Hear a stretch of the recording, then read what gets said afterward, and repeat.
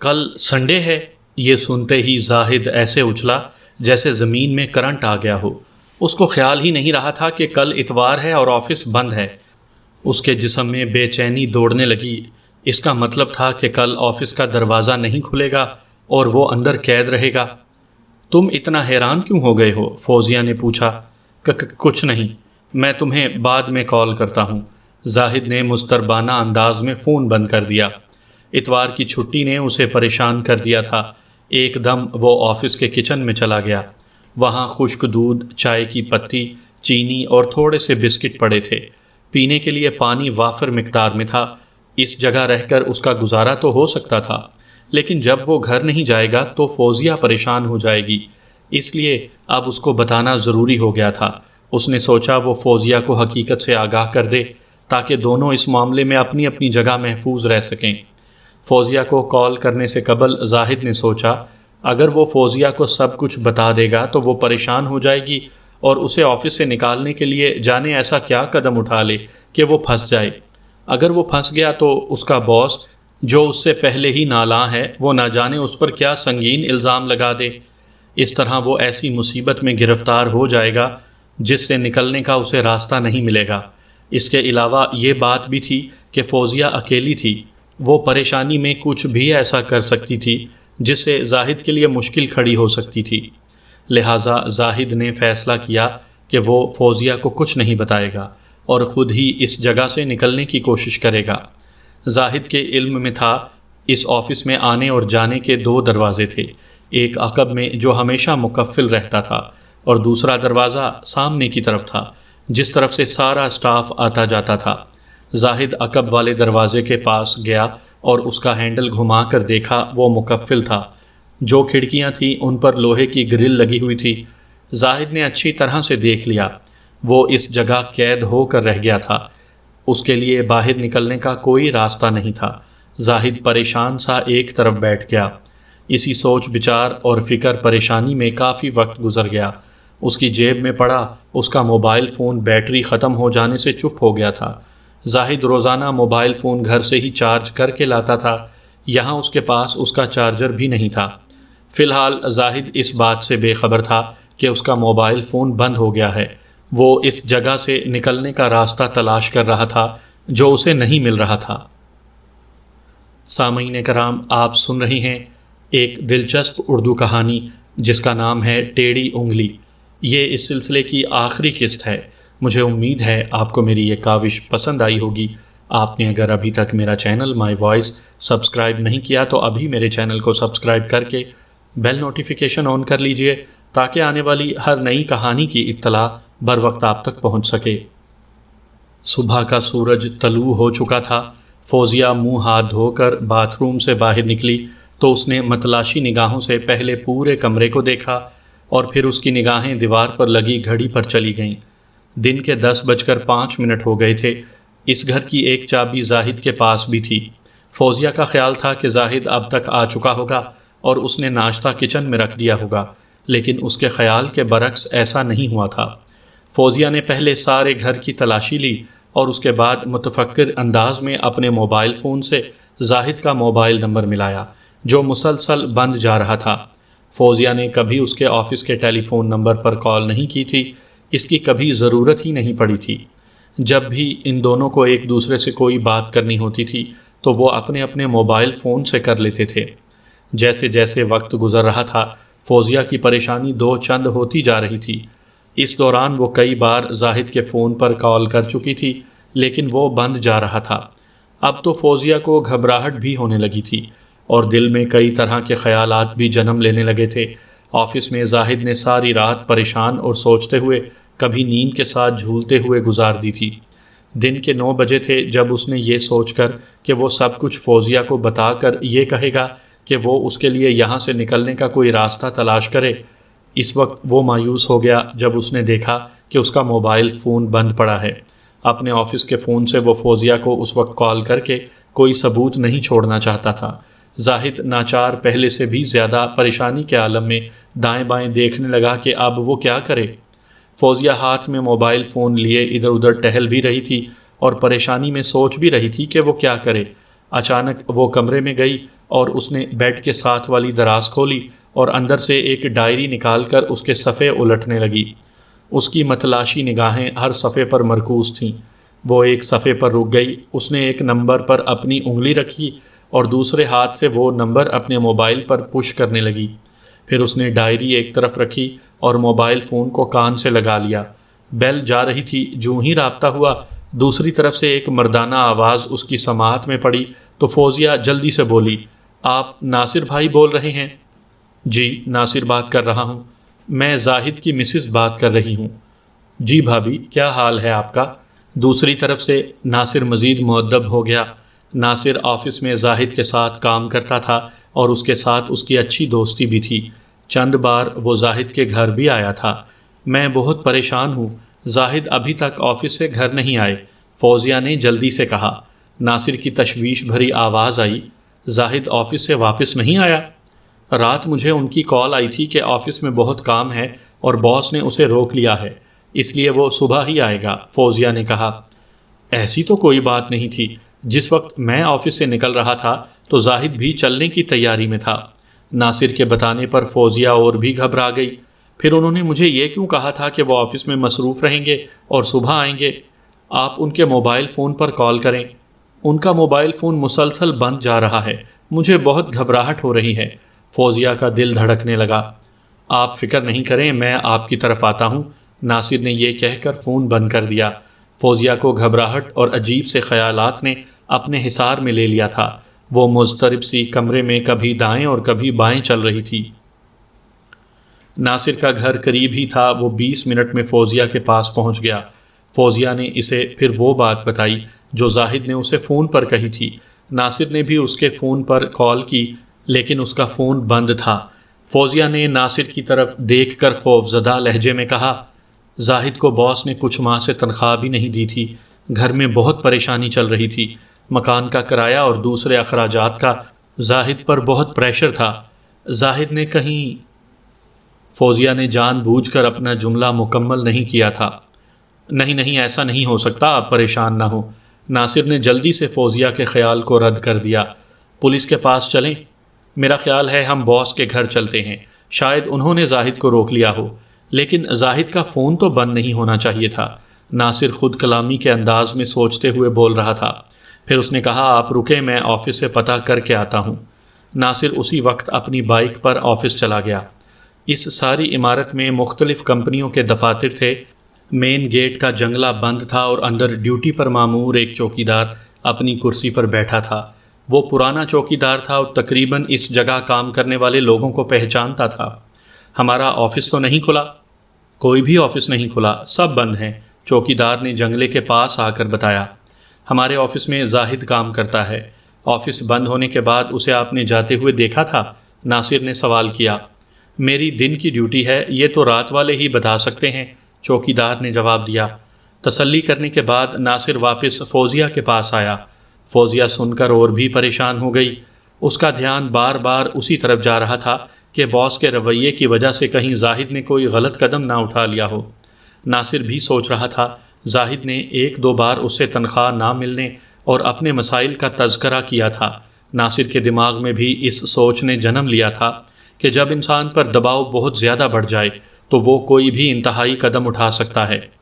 میرا cousin inspector ہے، میرا خیال ہے کہ ہم اس کے پاس چلتے ہیں، ناصر سوچنے کے بعد بولا۔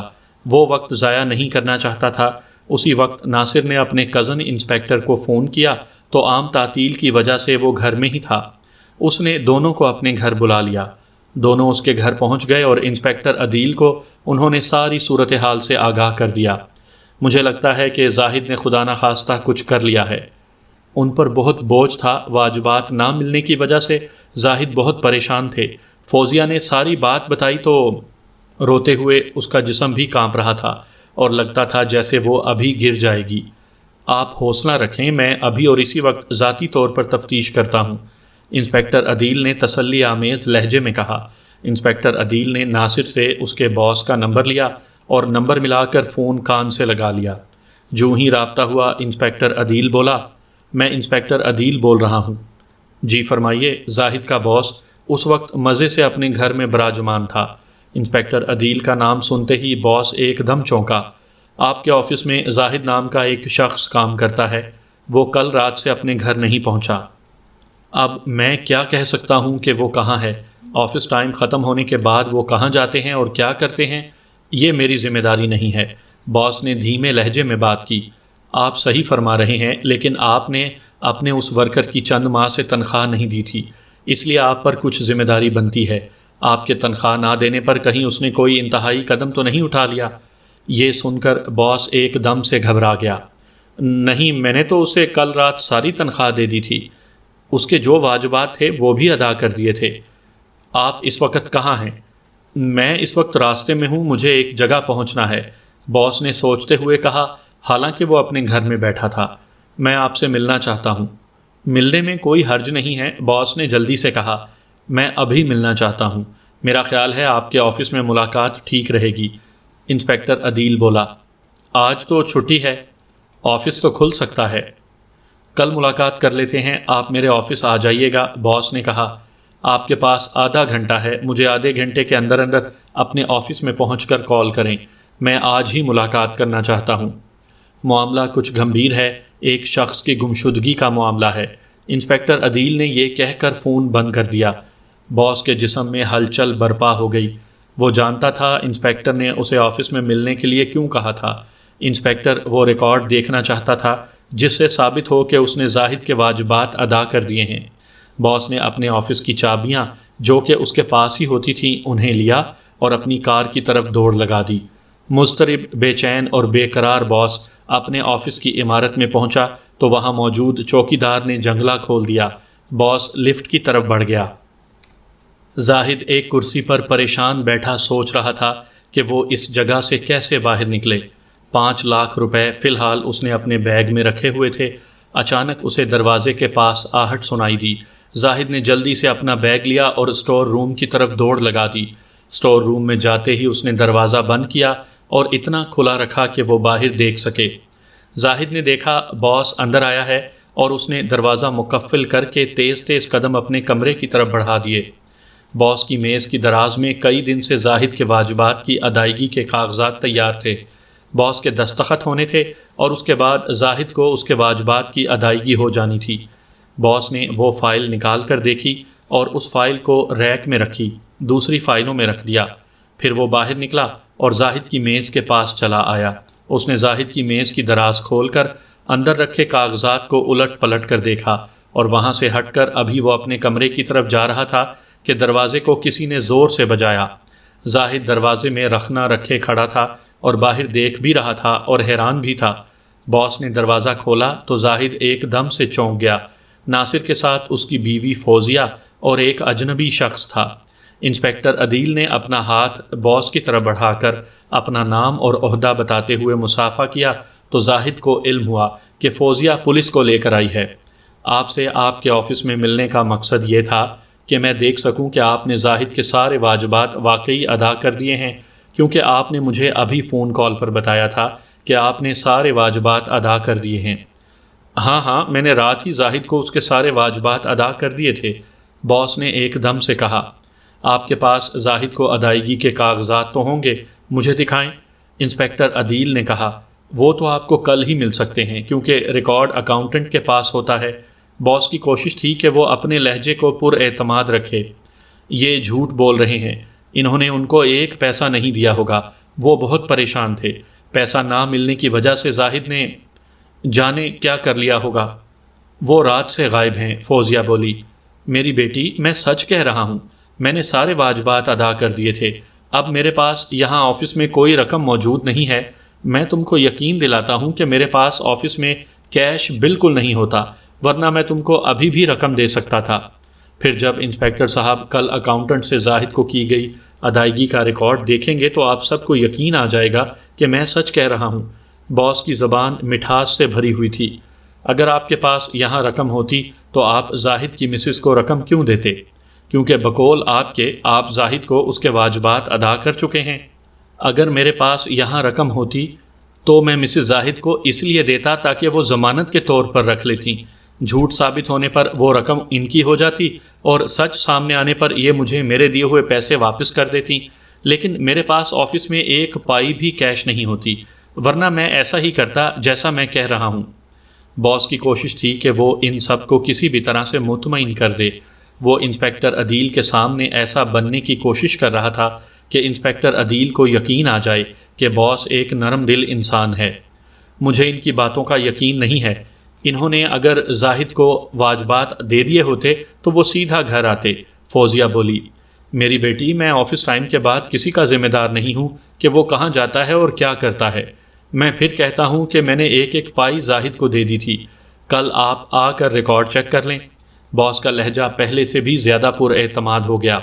انسپکٹر عدیل کچھ سوچنے کے بعد بولا، کل میں کتنے بجے آپ کے پاس آ جاؤں؟ آپ 10 بجے آ جائیں، باس نے جلدی سے کہا۔ میں کل 10 بجے آ جاؤں گا، انسپکٹر عدیل نے کہہ کر اپنا کارڈ باس کو دیتے ہوئے کہا کہ اسے زاہد کے بارے میں اگر کوئی بھی خبر ملے تو وہ فوراً اس سے رابطہ کر سکتا ہے۔ اس کے بعد انسپکٹر عدیل نے ان دونوں کو چلنے کا اشارہ کیا۔ دونوں اس کے پیچھے باہر نکل گئے، حالانکہ فوزیہ کا دل نہیں چاہ رہا تھا کہ وہ باہر جائے۔ وہ چاہتی تھی انسپکٹر عدیل کچھ سختی کا مظاہرہ کرتے ہوئے باس سے حقیقت جاننے کی کوشش کرے کہ زاہد کہاں ہے، لیکن اسے باہر جانا پڑا۔ ان سب کے باہر جاتے ہی باس نے اپنے چہرے پر عجیب سی مسکراہٹ بکھیری اور بولا، انسپکٹر صاحب، کل جب آپ آفس آئیں گے تو آپ کو مکمل ریکارڈ ملے گا۔ ایسے ریکارڈ تیار کروانا میرے لیے کوئی مشکل نہیں ہے۔ یہ بھی اچھا ہوا زاہد کہیں چلا گیا ہے، میرے پیسے بچ گئے۔ وہ کہہ کر ہلکی ہنسی کے ساتھ ہنسا، لیکن باس کو اپنی ہنسی جلدی ہی روکنی پڑی۔ اسے اپنی گردن کے پاس کوئی سخت چیز محسوس ہوئی۔ باس نے جو ہی گردن گھمائی وہ چونک گیا۔ اس کے عقب میں زاہد کھڑا تھا۔ تم یہاں؟ حرکت نہیں کرنا ورنہ گولی مار دوں گا، زاہد نے پھنکارتی ہوئی آواز کے ساتھ کہا۔ حالانکہ زاہد نے ہاتھ میں پینسل پکڑی ہوئی تھی اور باس اسے پستول کی نال سمجھ کر ڈر گیا۔ دیکھو، کوئی ایسی ویسی حرکت مت کرنا ورنہ، باس نے گھبرائی ہوئی آواز میں کہا، ورنہ کو چھوڑیں صاحب، آپ اپنے کمرے میں چلیں، زاہد نے کہہ کر باس کو ہلکا سا دھکا دیا اور وہ اس کے آگے چلنے لگا۔ زاہد نے پینسل اس کے گردن کے ساتھ لگائی ہوئی تھی۔ زاہد کے ایک ہاتھ میں رسی بھی تھی جو وہ اسٹور روم سے ساتھ لے کر آیا تھا۔ جو ہی باس کمرے میں پہنچا، زاہد نے دھمکی آمیز لہجے میں کہا، کوئی حرکت نہیں اور کوئی آواز نہیں، ورنہ گولی گردن کے آر پار ہو جائے گی۔ باس کو کچھ کہنا چاہتا تھا لیکن ڈر کر چپ رہا۔ زاہد نے اس کے ہاتھ پیچھے کی طرف باندھ دیے اور پھر اسے کرسی پر بٹھا دیا۔ زاہد نے باس کے سامنے اسی کتاب نما باکس سے چابی نکال کر وہ تجوری کھولی اور باس کی خیرہ آنکھوں کے سامنے اندر سے ساری رقم نکال کر اپنے بیگ میں رکھی اور اسے اچھی طرح سے بند کر کے کپڑے سے اپنی انگلیوں کے نشانات ختم کرنے کے بعد وہ باس کے پاس جا کر بولا، آپ نے میرے واجبات ادا نہیں کیے تو مجھے ٹیڑھی انگلی کرنی پڑی، اور اس ٹیڑھی انگلی سے اب میں سب کچھ سمیٹ کر جا رہا ہوں۔ تم کو کیسے پتا کہ میں رقم یہاں رکھتا ہوں؟ باس نے حیران کن لہجے میں پوچھا۔ مجھے اور بھی بہت کچھ پتا ہے، اب میں جا رہا ہوں۔ زاہد نے اپنا بیگ کندھے سے لٹکایا اور جانے کے لیے دروازے کے پاس پہنچا تو رک کر بولا، میں نے رسی اتنی مضبوط نہیں باندھی، تھوڑی سی کوشش کریں گے تو رسی کھل جائے گی، میں پولیس کو سب کچھ بتا دوں گا، باس کانپتی ہوئی آواز میں بولا۔ زاہد مسکرایا، ضرور بتائیے گا کہ میں آپ کے آفس سے آپ کی رقم لے گیا ہوں، زاہد کہہ کر باہر چلا گیا۔ باس جلدی سے کوشش کرنے لگا کہ اس کی رسی کھل جائے۔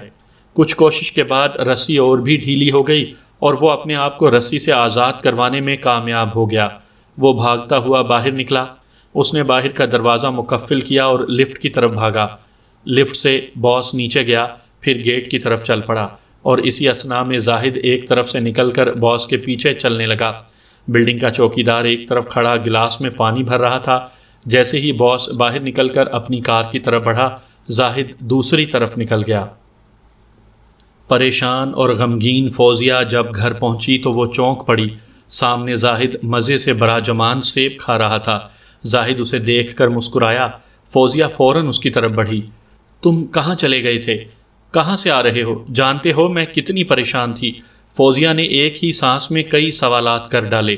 زاہد نے اس کا ہاتھ پکڑا اور اپنے پاس بٹھاتے ہوئے بولا، مجھے سارے پیسے مل گئے تھے، میں نے مالک مکان کو اس کے سارے پیسے دے دیے، گھر کا بہت سارا راشن خریدا، میں نے کچھ اور بھی خریداری کی اور مجھے ایک دوست مل گیا، وہ مجھے اپنے ساتھ لے گیا اور دیر ہو گئی۔ ایک بات اور، میں نے سارے پیسے لینے کے بعد وہ نوکری بھی چھوڑ دی ہے۔ بڑا گھٹیا انسان تھا۔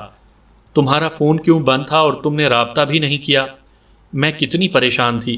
فوزیہ اسی کی طرف دیکھ رہی تھی۔ زاہد نے پیار بھری نظروں سے اس کی طرف دیکھا اور مسکرا کر بولا، اب ساری پریشانیاں ختم، اب کوئی پریشانی نہیں، تم پرسکون ہو جاؤ اور ساری اذیت بھول جاؤ۔ زاہد نے فوزیہ کا ہاتھ پکڑ لیا۔ اسے اس بات کا بالکل بھی ڈر نہیں تھا کہ اس کا باس پولیس کے پاس جا کر اس کے خلاف کوئی رپورٹ لکھوا سکتا ہے۔ زاہد کا آفس انسپکٹر عدیل کے تھانے کی حدود میں تھا اور اسے یقین تھا کہ وہ انسپکٹر عدیل کے پاس جائے گا، اور زاہد یہ سوچ کر دل ہی دل میں مسکرا دیا۔ ایسا ہی ہوا۔ باس نے اسی وقت انسپکٹر عدیل کو فون کیا اور اس کے پاس جا پہنچا۔ جب وہ انسپکٹر عدیل کے سامنے براجمان تھا تو وہ سوچ رہا تھا کہ وہ کیا بتائے۔ وہ کیسے بتائے کہ زاہد اس کے آفس میں آیا تھا اور اسے باندھ کر اس کے آفس کے خفیہ خانوں سے اس کا سارا کیش نکال کر لے گیا، کیونکہ اس نے تو خود کہا تھا کہ اس کے آفس میں ایک پیسہ بھی نہیں ہوتا۔ وہ اپنے آفس میں بالکل بھی کیش نہیں رکھتا۔ یہ اس نے ایک ذمہ دار پولیس آفیسر کے سامنے کہا تھا، اور اس کے گواہ وہاں پر 2 افراد اور بھی موجود تھے۔ آپ چپ بیٹھے ہیں، کیا بات ہے؟ کیوں آئے ہیں آپ؟ جب باس کچھ نہ بولا تو انسپکٹر عدیل نے پوچھا۔ باس نے ناچار انسپکٹر عدیل کی طرف دیکھا اور مریل سے انداز میں بولا، مجھے زاہد کی بہت فکر ہو رہی تھی، اس لیے پتہ کرنے آ گیا کہ اس کا پتہ چلا۔ میرا خیال ہے کہ مجھے چلنا چاہیے۔ ہاں مجھے چلنا چاہیے۔ باس اپنی جگہ سے اٹھا اور چل دیا۔ انسپکٹر عدیل اس کی طرف دیکھتے ہوئے حیران تھا کہ لگتا ہے باس جیسے اپنے حواس میں نہیں ہے۔